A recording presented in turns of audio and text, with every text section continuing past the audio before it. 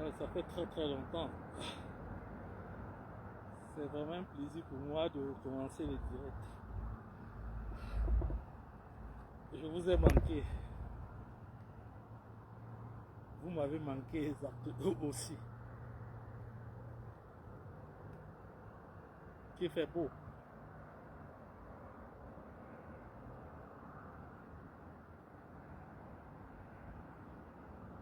Des voitures qui circulent. Un très beau lac. Des oiseaux qui sifflent. Tout le contraire de ce qu'on peut appeler la prison. La prison, c'est quoi en fait? La prison, c'est un lieu de détention qui est synonyme de privation de liberté. Même le démon ne met pas les gens en prison pour rien. Il n'y a pas de méchanceté gratuite. En ce sens-là qu'on arrête arbitrairement les personnes pour les jeter en prison. Il y a un message, une stratégie derrière. Une stratégie de conservation de pouvoir. Mais il y a surtout là une stratégie de maintien de la stabilité d'un système. Dans ce direct, je vous propose d'analyser comme ça la prison comme centre de pouvoir. En quoi la prison est un centre de pouvoir dans tout système politique. Et pour ce faire, je vais faire une similitude. Je vais d'abord commencer par généraliser en parlant de tout système, toute organisation, qu'elle soit humaine, qu'elle soit de la société civile, qu'elle soit politique, qu'elle soit des systèmes mécaniques ou d'ingénierie, ou plus généralement les systèmes dynamiques ou les systèmes tout court ou non dynamiques tout court.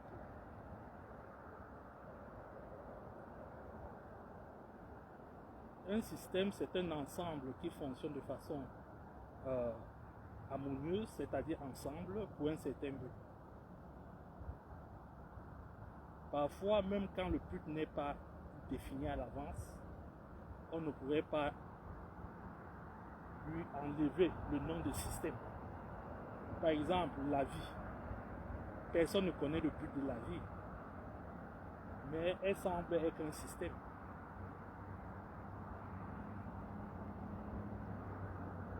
Et comme tout système, il peut être stable ou instable. De façon empirique, on peut voir par exemple une voiture qui va en vrille et qui fait l'accident, qui est un exemple d'un système mécanique, dynamique. Et il y a par exemple parfois les immeubles qui sont par excellence des systèmes stables, immeubles qui ne bougent pas, comme immobile, qui n'est pas mobile.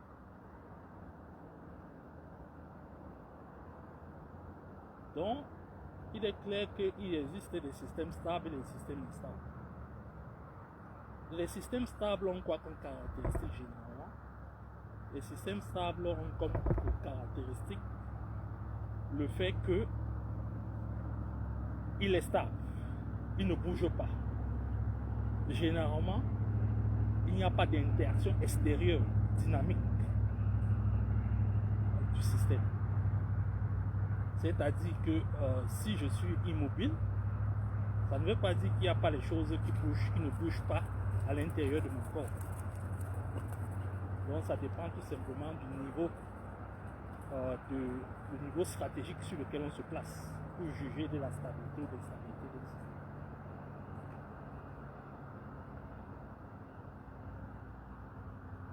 Le système est stable parce qu'il est déterministe.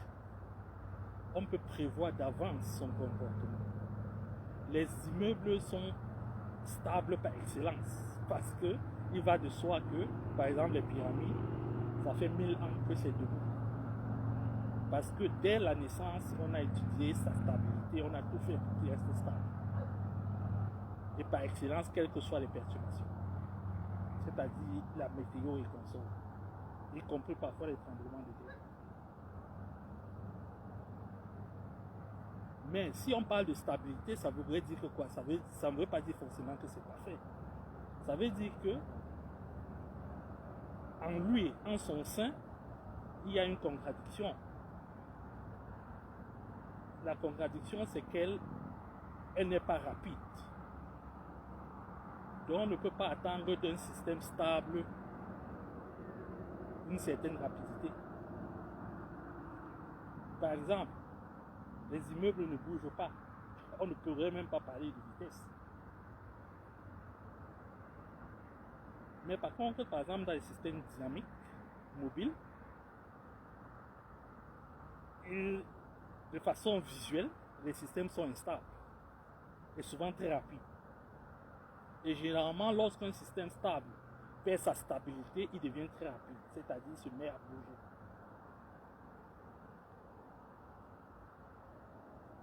Ceci dit, est-ce que les systèmes mécaniques et les systèmes dynamiques sont instables puisqu'ils bougent, puisqu'ils sont rapides? Non, pas forcément. Pourquoi? Parce que la notion de stabilité ne relève pas seulement de la mobilité ou non. Les systèmes mécaniques ou dynamiques peuvent être cycliques. Si on parvient à déterminer le caractère répétitif du mouvement, il va de soi que ça a une forme de stabilité puisque le système est déterministe.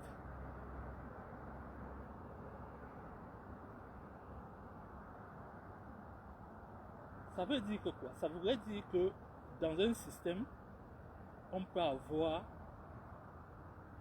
les problèmes soit de stabilité, soit d'instabilité. Si on parle de stabilité, forcément, il y aura le problème de vitesse, c'est-à-dire le système sera lent. Si le système est rapide, le système sera instable. Ça veut dire qu'il y a comme ça un dilemme en tout système, un dilemme, un compromis à avoir lors du design, lors de la conception de tout système, c'est-à-dire privilégier soit la stabilité ou privilégier la rapidité. Parce qu'il est difficile d'avoir les deux. Tout système, par nature, est soit à l'origine stable, et on veut lui apporter une certaine rapidité, soit à l'origine, il est rapide, et on veut lui apporter une certaine stabilité.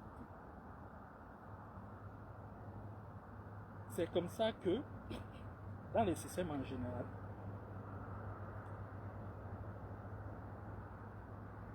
il y a des sous-systèmes, des éléments extérieurs qu'on amène aussi, on apporte au système pour pouvoir, comme ça,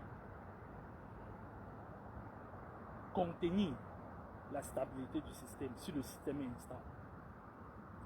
Généralement, on peut appeler ça des filtres, il peut y avoir des filtres, il peut y avoir des régulateurs, il peut y avoir, dans chaque domaine, il y a des appareils qui permettent, ou des outils, ou des composants, ou des matériaux qui permettent comme ça de venir compenser l'instabilité d'un système pour le rendre stable. Ou à l'inverse, venir compenser la rapidité d'un système pour le rendre lent, ou venir compenser la lenteur d'un système pour le rendre rapide, tout en contenant sa stabilité. C'est comme ça que il est facile de constater par exemple que dans des systèmes par exemple qui sont à la base instables, c'est-à-dire lent ou stable, ou c'est-à-dire lent à l'instruction. Par exemple, si je m'en vais prendre un bain, si j'ouvre le robinet et je veux une eau chaude arrive parfois très rapidement, très lentement. Ça veut dire que le système est très stable. Mais la réponse du système est très lente. Mais je peux compenser sa réponse en utilisant parfois ce qu'on appelle la logique flow. C'est-à-dire, je peux donner une consigne à la chaudière de chauffer l'eau jusqu'à 100 degrés. Évidemment, je ne vais pas me laver avec l'eau de 100 degrés, en espérant que l'eau arrive rapidement à 50 degrés. Parce que si j'avais donné la consigne de 50 degrés, l'eau devait être plus lente à atteindre 50 degrés. Étant donné que j'ai donné une consigne plus élevée, pour mettre beaucoup plus de feu, l'eau arrive rapidement à 100 degrés, essaie d'arriver à 100 degrés. Mais lorsque je vois que l'eau a atteint 50 degrés ou à peine dépassé 50 degrés, je décide donc de réduire le thermostat, de réduire la consigne. C'est ce qu'on appelle la logique flow. C'est utilisé, vous allez comprendre plus tard que c'est utilisé dans ce direct, que c'est utilisé énormément dans les systèmes dictatoriaux, comme le Cameroun par exemple, où on dit sortez et on vous punit de n'être pas sorti. Et lorsque vous sortez, on vous punit de ne pas être resté à la maison. C'est ce qu'on appelle la logique flow. Mais il y a des systèmes plus intelligents qui sont les systèmes avec des régulateurs, avec beaucoup de seuils de décision, avec des thermostats intelligents, des sensors, des capteurs qui permettent de capter dès les prémices l'instabilité d'un système ou les perturbations d'un système et de corriger ce système par plusieurs mécanismes, généralement de façon soft, pour que le correcteur lui-même n'introduit pas un autre degré d'instabilité. Ben, c'est comme ça, par exemple, que par exemple, dans une voiture, lorsque le moteur se met à chauffer dans une voiture électrique, dans les moteurs thermiques, il y a par exemple l'eau en circulation, il y a un circuit d'eau en circulation qui, au contact du moteur, de la partie chauffante du moteur, l'eau transporte donc la température du moteur et par son passage via un radiateur alimenté par un ventilateur, cette température est donc rejetée à l'extérieur de façon automatique. Ça, c'est un système intelligent pour les voitures, avec des indicateurs visibles pour l'homme, par exemple sur le tableau de bord, pour comme ça contrôler la régularité de la régulation, pour maintenir la stabilité du système thermique dans les voitures. Ça, ce sont des systèmes intelligents. Et ces systèmes intelligents, parfois, ont avec eux des filtres. Par exemple, dans le cadre des chaudières, des systèmes de chaudière, par exemple pour se laver, pour chauffer l'eau pour se laver, surtout en Occident ici. Lorsque la température de l'eau, par exemple, est élevée, disons 70 degrés, alors le système automatique de régulation, quand ça n'utilise pas le système flou, de logique flow, qu'est-ce que le système fait pour ramener, réguler la température, par exemple, à une température voulue de peut-être 50 degrés ou 37 degrés pour correspondre à la température du corps.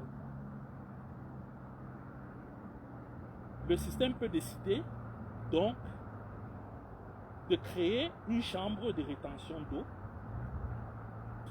qui consiste à diminuer la quantité d'eau chaude dans le radiateur et de compenser cette quantité d'eau chaude par l'eau froide pour pouvoir donc atténuer la température élevée d'eau et la réduire par exemple de 70 degrés à 37 degrés Celsius par exemple. Vous comprenez déjà qu'il y a un système de réservoir de rétention d'eau pour aider à la régulation du système. Vous commencez à comprendre que un tel réservoir peut être comparable aux prisons dans les systèmes politiques à l'échelle d'un État. Donc les systèmes de compensation, de régulation peuvent soustraire la matière, peuvent discriminer la matière, peuvent, via conduction, par exemple dans le cas des moteurs thermiques, extraire la température d'un système en la régulant, en la jetant hors de ce système.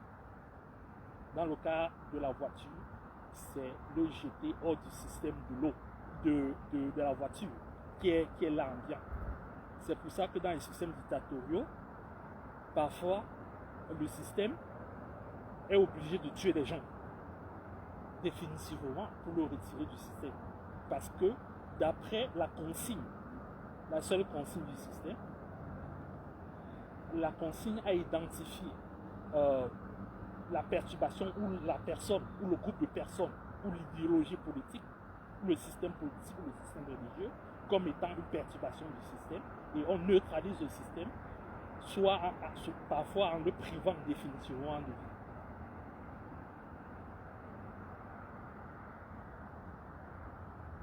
C'est ainsi que, par exemple, dans le système, par exemple, de traitement de déchets nucléaires, lorsque l'uranium est en traitement, tant que l'uranium continue à être transformé, son énergie continue à être transformée en énergie électrique dans le cas des centrales nucléaires, il n'y a pas de problème, le système est stable. Parce qu'il y a un système de conversion et d'extraction de l'énergie via les turbines, via des turbines dans les centrales nucléaires. Mais le problème commence lorsque le rendement n'est plus suffisant. Et il faut donc extraire la matière nucléaire, désormais appelée déchets, justement pour dire que c'est péjoratif. Il faut l'enlever pour l'extraire de la centrale nucléaire et le contenir. Parce que le système continue à être dynamique. Et on sait bien qu'un système dynamique est instable. Il est dynamique pourquoi? Parce qu'il continue à se détériorer, à se transformer. Et étant donné qu'on ne peut plus contenir l'énergie, les conséquences de ces déchets nucléaires, il va falloir trouver une solution pour ça. L'une des solutions consiste à enfouir ces déchets nucléaires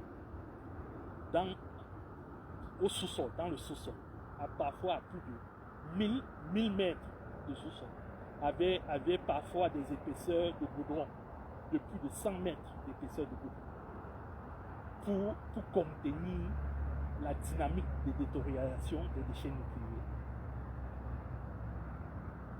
Ce qui fait qu'un déchet nucléaire, normalement, qui a une vitesse de détérioration très très élevée lorsqu'il était utilisé dans sa partie utile, dans les centrales nucléaires très très rapidement, dans sa contention, dans le sous-sol, la dynamique du système ralentit, la vitesse ralentit, et donc le système devient stable.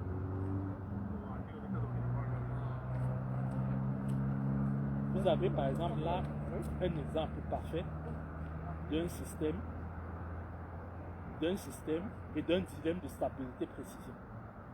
Dans le cas par exemple de la production et la discrimination des déchets nucléaires rejetés par le système de production de l'énergie nucléaire. Vous allez me demander, mais où est le rapport avec la politique? J'en viens. Avec les systèmes politiques en général.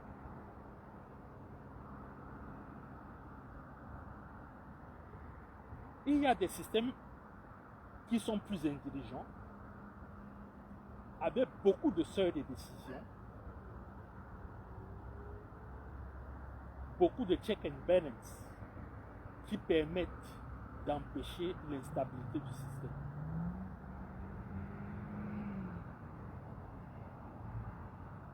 Par exemple, dans les systèmes humains, plus précisément politiques, il y a deux systèmes qui se démarquent. On pourrait parler d'un troisième qui est hybride. Mais il y a surtout deux principaux systèmes démocratiques à l'échelle des nations. Il y a deux systèmes politiques autant pour moi. Il y a des systèmes démocratiques d'un côté, il y a des systèmes dictatoriaux d'un côté. Ici, il n'est pas pour moi d'être moraliste. J'analyse juste l'utilité des systèmes. Dans les systèmes démocratiques, le système est très stable parce qu'il y a beaucoup de seuils de décision. La perturbation est régulée de façon intelligente.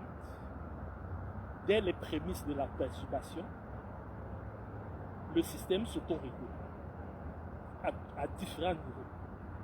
Par exemple, le système politique américain. Le système politique américain, c'est un système qui est fortement décentralisé avec au moins trois systèmes de check and balance. Il y a le système exécutif, le pouvoir exécutif, il y a le pouvoir législatif, il y a le pouvoir judiciaire. Je vais ajouter par exemple un quatrième pouvoir qui peut être le pouvoir de la presse, encadré par la loi évidemment, c'est-à-dire la liberté d'expression, avait à sa tête la profession de journaliste. Un tel système a un avantage incroyable parce qu'il est un système qui est soft et qui est un système très stable. Je peux vous garantir qu'il ne peut pas avoir de révolution ici aux États-Unis. De révolution en ce sens-là que il y a une absence d'État, il y a une absence de fonctionnement dynamique, rationnel. Mais en même temps, est-ce que c'est un système parfait? Non.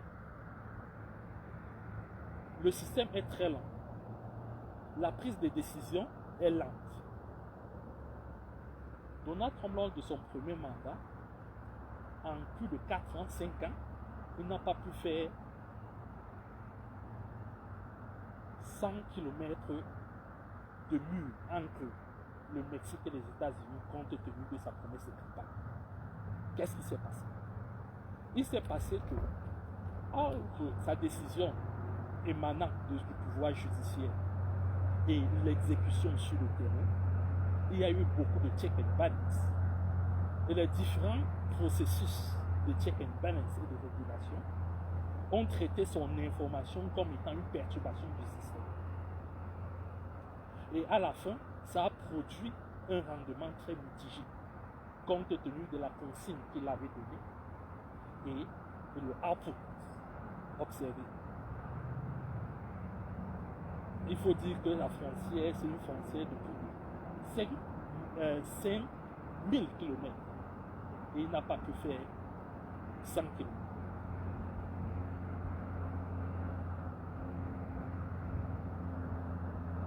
Dans les systèmes dictatoriaux, c'est tout l'inverse.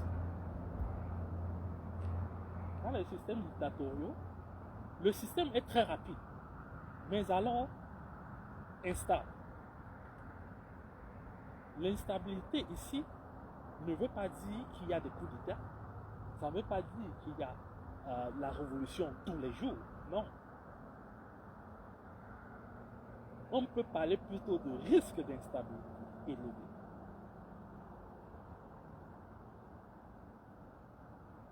Dans un système comme la Chine, pendant le Covid, on a vu la construction des hôpitaux de près de 300 000 lits en moins d'une semaine. Entre la décision de Xi, du président chinois, et la matérialisation de sa décision, pour un projet aussi gigantesque de 300 000 lits, il a fallu une semaine.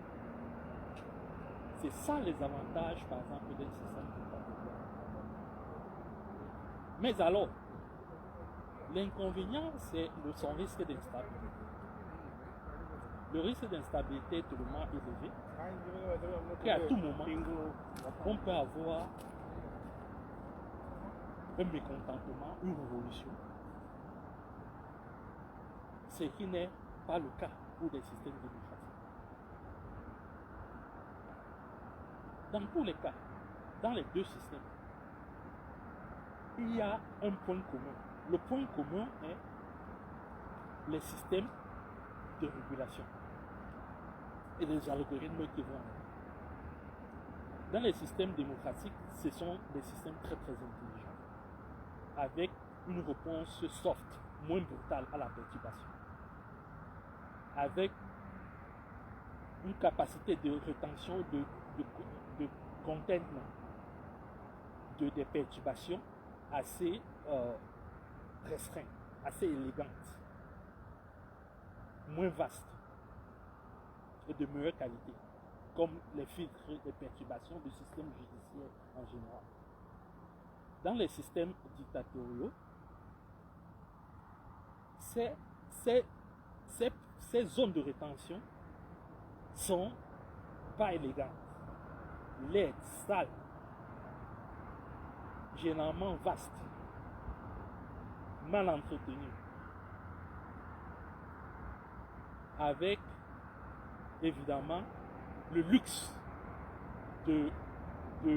d'envoyer la perturbation hors d'un système plus grand, qui est le système de la vie, c'est-à-dire par les tueries délibérées des perturbateurs, entre guillemets, de l'ordre de la consigne unique, qui est la consigne généralement du pouvoir du chef du pouvoir exécutif, puisque le pouvoir exécutif a la prépondérance sur les autres pouvoirs qui sont désormais factices dans les systèmes dictatoriaux, en l'occurrence le système judiciaire et le système législatif.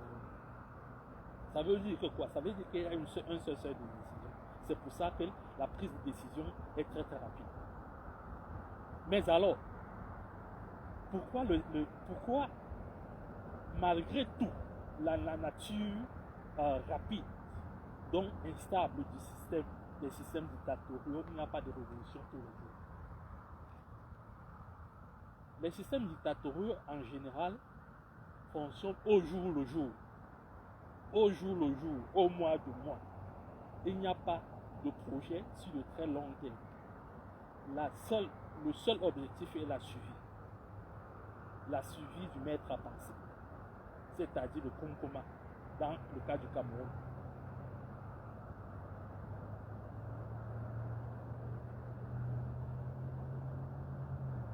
Qu'est-ce qu'il fait?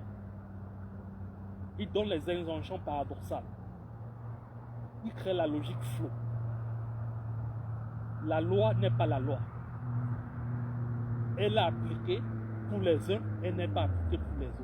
Elle est aléatoire. De telle façon que, à tout moment, on peut changer de consigne. On peut juger de quoi est la perturbation ou de qui est la perturbation, compte tenu du comportement du système. C'est pour ça que on peut vous demander de sortir. Et lorsqu'on se rend compte que les sorties peuvent être source d'instabilité dans le laps de temps donné, ils disent de rester à la maison. Lorsqu'ils constatent que rester à la maison est désormais source d'instabilité, à la seconde où le juge souvent on vous dit sortir.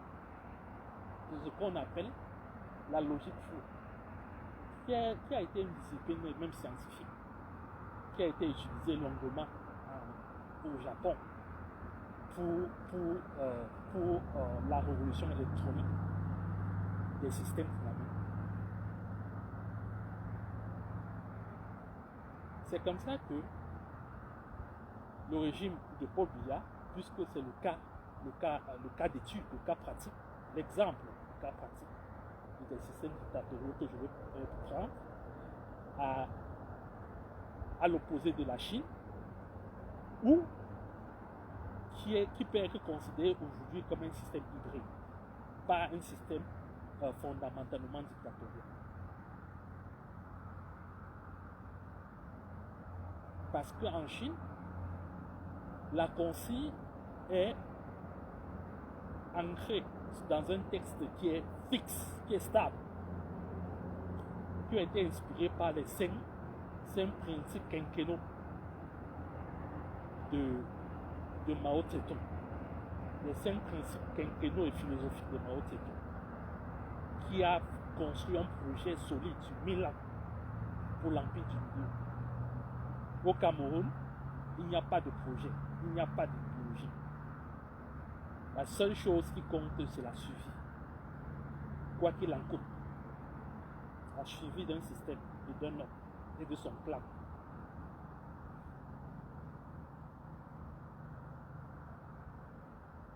Il va de soi que si on veut décrire tout système, surtout les systèmes dictatoriaux, le vrai centre de pouvoir, c'est autour, surtout, des lieux de rétention et de contrôle de l'instabilité du système. Et ce lieu par excellence, c'est la prison. Ce sont les prisons. C'est le système pénitentiaire. Pas le système judiciaire, le système pénitentiaire camerounais. Et le système pénitentiaire des systèmes dictatoriaux en général.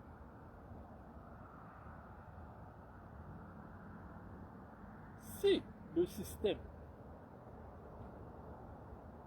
d'une façon générale, ne peut pas faire du contentement, ne peut pas contenir les perturbations par énirisme, par n'importe quelle raison que ce soit, le système tombe, le système va en vrille, le système devient chaos, le système se dérègle, le système va diverger. Et c'est la régulation, c'est la fin.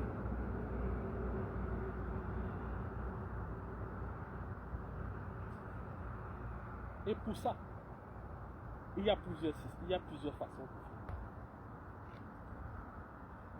Il y a la première façon qui est la submersion. Si les prisons sont pleines, sont terriblement pleines, ça veut dire quoi? Ça veut dire que c'est comme un homme qui devient alcoolique. Le système du froid est débordé. La régulation du cœur, le cœur bat plus vite. Le cerveau est inondé. Et le système va en vrille. Et pour peu que le système avait déjà des symptômes, qui est naturellement le cas de tous ces systèmes dictatoriaux, c'est la mort assurée.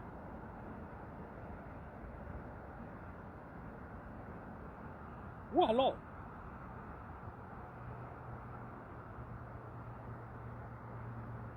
la prison n'arrive plus, la prison est vide, pour n'importe quelle raison que ce soit. Les prisons sont vides. Vous avez remarqué généralement que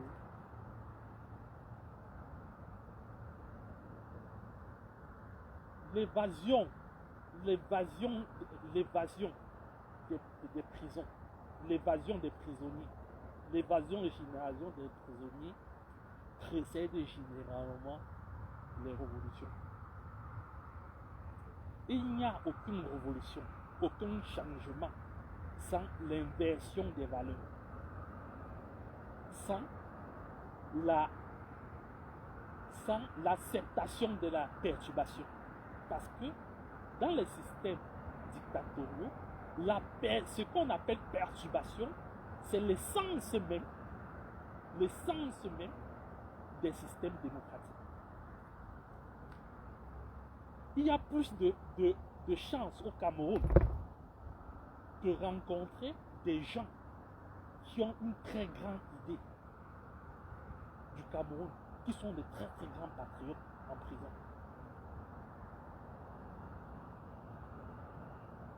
Le voleur qui vole 100 000 en Dokoti à une femme a beaucoup plus de courage que beaucoup d'hommes politiques.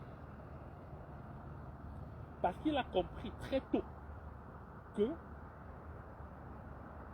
pour réussir dans un tel système, il faudrait se comporter comme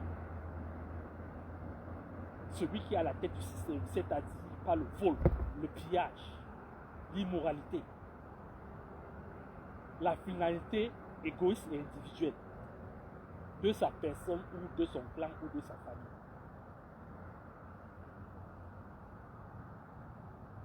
C'est pour ça que vous allez constater que dans les systèmes dictatoriaux, d'ailleurs même que dans les systèmes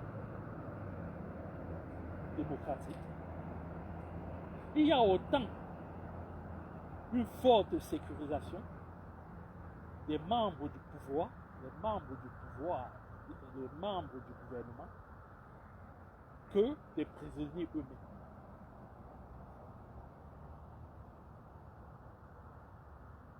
Parce que les gouvernants savent de façon scientifique que leurs alter ego sont dans les prisons. Leurs alter ego sont dans les prisons. Et que si les prisons se vident, eux, ils iront en prison. Il y aura changement de place.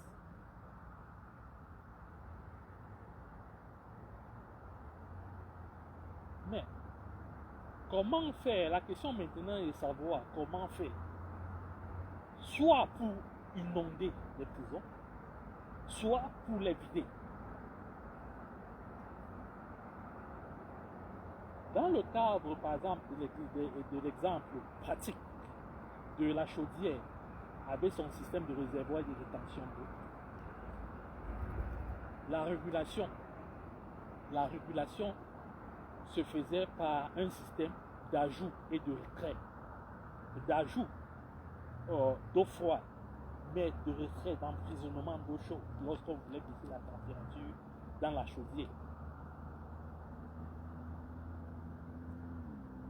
Ça veut dire que quoi? Ça veut dire que si on voudrait, par exemple, retirer une quantité d'eau chaude dans la chaudière et que le réservoir qui est censé contenir l'eau chaude devient pleine, il est impossible de réguler. Ça veut dire que la consigne du Kunkuma, la consigne de 50 degrés ne sera pas obtenue.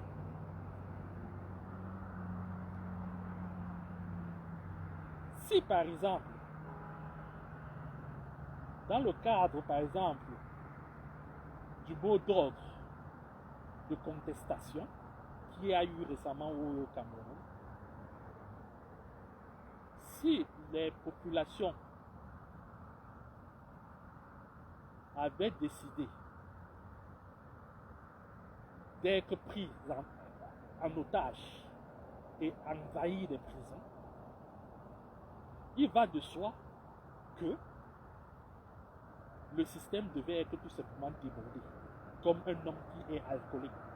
Et ça sera la fin de ce système. Première méthode. Deuxième méthode, qui a été aussi implémentée lors de la contestation de l'élection présidentielle volée d'octobre 2025, qui a consisté pour le président élu Issa Chiroma Bakary de demander à ce que toutes les prisons soient vides, libérer les prisons. Si le gouvernement ne libère pas les prisons, les populations devraient se sentir en situation de légitime défense pour libérer ces prisons. En libérant ces prisons, de façon spirituelle ou politique, c'est l'inversion de valeurs, c'est l'inversion du système. C'est la voie de la démocratisation, en ce sens-là que les forces du bien se retrouvent libres et fatalement, les forces du mal se retrouveront en prison, puisque les prisons seront vides.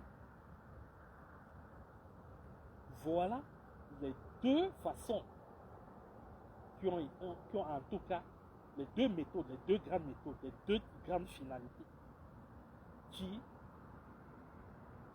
a été proposée lors de la contestation ou l'après-contestation des manifestations démocratiques qu'il y a eu après les élections truquées d'octobre 2025.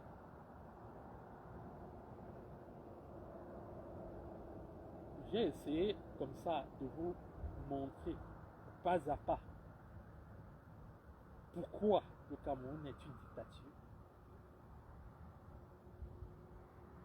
pourquoi le Cameroun utilise ce qu'on appelle une logique floue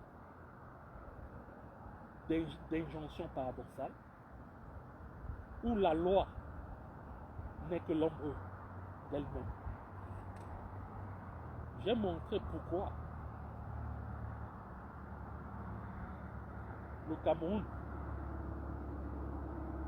a, et pour quel objectif le Cameroun a un seul seuil de décision, qui est le pouvoir exécutif incarné par Pompidou et son camp. J'ai montré l'élément le plus important, le seul élément qui est symbole du pouvoir dans tout système dictatorial, en partie au Cameroun, qui est l'élément central des systèmes de rétention des perturbations, qui est le système pénitentiaire des prisons.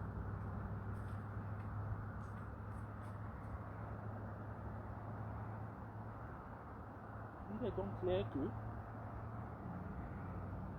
au fur de cet exposé, j'ai montré qu'il n'y avait pas de différence entre les systèmes scientifiques, que ce soit des systèmes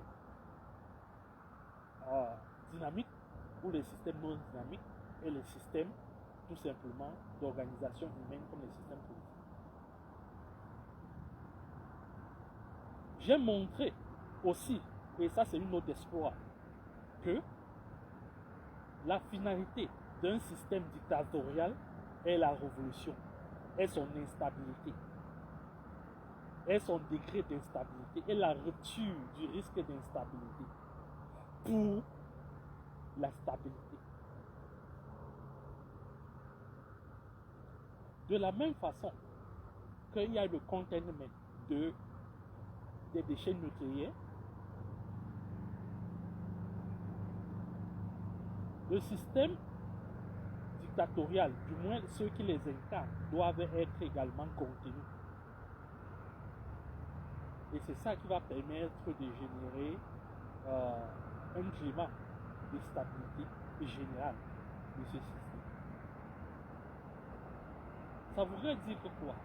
Ça voudrait dire que le premier pilier pour la voie de la démocratisation est la libération de nos prisonniers politiques. Il n'y aura pas de système démocratique sans amnistie, sans libération de tous les prisonniers politiques et d'opinion et de la société civile. Il est hors de question. Ça n'arrivera pas. Ça, c'est une certitude mathématique. Ça se démontre, et très facilement d'ailleurs. Et ça a été l'objectif comme ça pour moi. Le but de ce direct.